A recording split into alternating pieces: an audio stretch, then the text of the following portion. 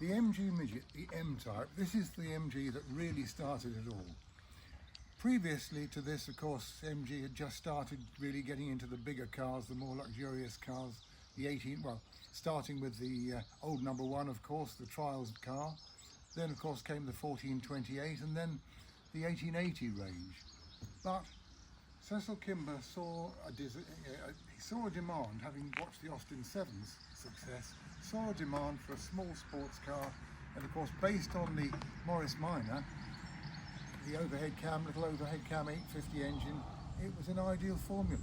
They're such fun, these cars, and of course they spawned a huge number of MGs through the years.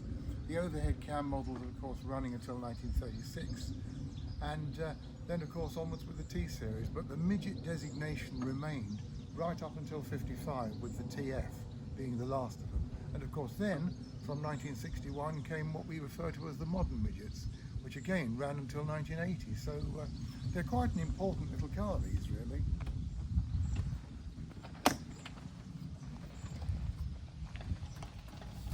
Easy to get a bit tongue-tied doing these videos. I have to remember so much in so little time. I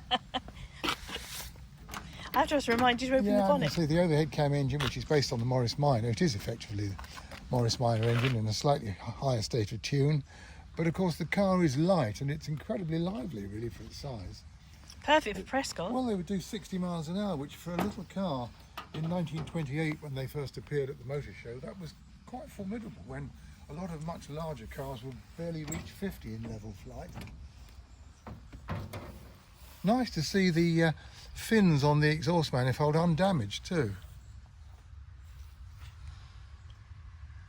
Little beauty, isn't she? She is a little beauty. Nice. You like these? You've driven quite a few, haven't you?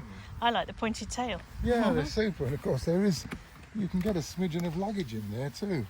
Nice little tonneau. There's a decent tonneau cover, of course, spare wheel underneath. This particular car doesn't have a hood because the hood on these was ridiculous. You had to crouch like this if the hood was up. You just wear your weather equipment. Absolutely, wear your weather equipment is the logical answer. She is in lovely condition. Yeah, very nicely restored, only within the last few years actually. Certainly one of the smartest M types we've come across. Original registration number, flashing indicators fitted. Very well shod and good to go.